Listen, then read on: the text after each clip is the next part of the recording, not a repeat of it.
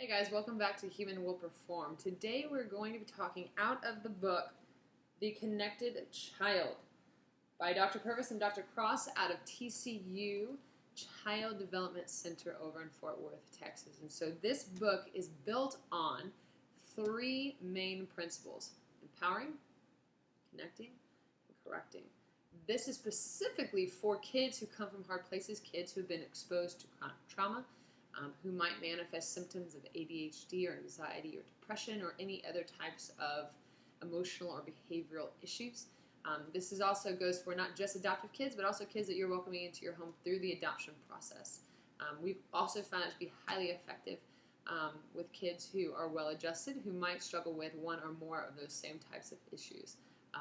So if you're a parent, this is going to be really, really important. Make sure that you check out my other video where I talk a little bit more generally, but today we're going to kind of zone in. So whereas we were flying at 30,000 feet in the air, we're kind of come down to ground level and kind of parse out what does it mean to empower our kids. And so that's the first principle. They are in the order that they are in because in order to get to connecting to our child and ultimately correcting them, we're going to need to empower them first. And so what does that mean? So on a physiological level, we need to let them know and develop safe touch rules, right? This is regardless if they have a sexual abuse history, but just safe touch, empowering them to be able to determine what that means for them. Okay, sensory input.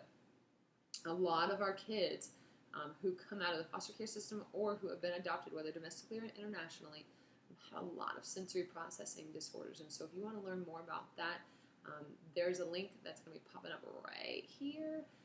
Make sure that you click on that because it's really, really helpful information because so many families feel really lost or don't understand why their kids have these explosive behaviors or those types of things. And it really, a lot of it comes down to just sensory input and just feeling very overwhelmed by that. And they don't know how to describe that, so their behavior is their words, and sometimes it's not a lot of fun words. So make sure you check that out. And then hydration and nutrition, okay? So this is our physiological needs: felt safety, sensory input, hydration, and nutrition. Hydration is actually really key because it can really alter one's mood and brain chemistry if they're dehydrated for a chronic amount of time. And so if you think about kids who maybe we have adopted in an international setting, most likely hydration and nutrition are going to be really big things for them, particularly if they grew up in orphanages. They didn't have a lot of food. That also goes for kids who are in the foster care system that come in. I mean, a lot of kids that I work with didn't have a lot of food. And so now when they're in these foster homes that have tons of food, they're eating all the food. And it's not in a good way. And maybe it's not very healthy food either. And so really keeping nutritious snacks. And we want to maintain every 2 hours these kids are getting a snack because we don't want their blood sugar levels to drop. We want to make sure that we keep their tummies full. And in instances where, and you'll find in this book, The Connected Child, they talk a lot about it, you know, in instances where, a kid wants something to eat before dinner, and historically you might be saying, no, we're not going to do that. You're going to wait till dinner, and they freak out. A better option might be to realize what's in their background, and if they did come from a background where they didn't have food, maybe letting them carry around that granola bar or whatever until dinner, or putting it right beside their plate so that they know it's going to come. They can see it, as opposed to it just kind of being concepts in the air, which for kids isn't going to work very well.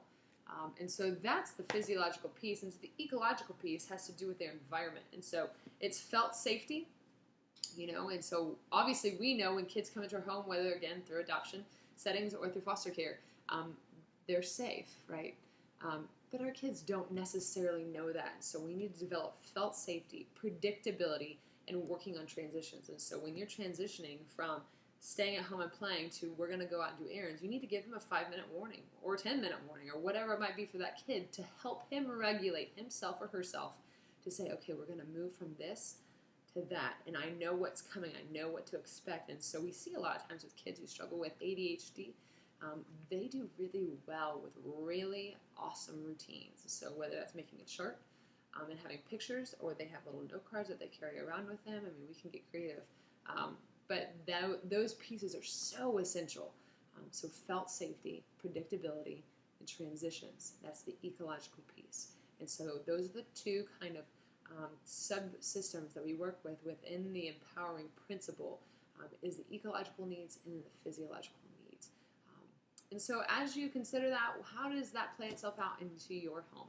What things could you put in place to help your kid be more successful when it comes to living in the home environment? So until next time, I will see you guys later.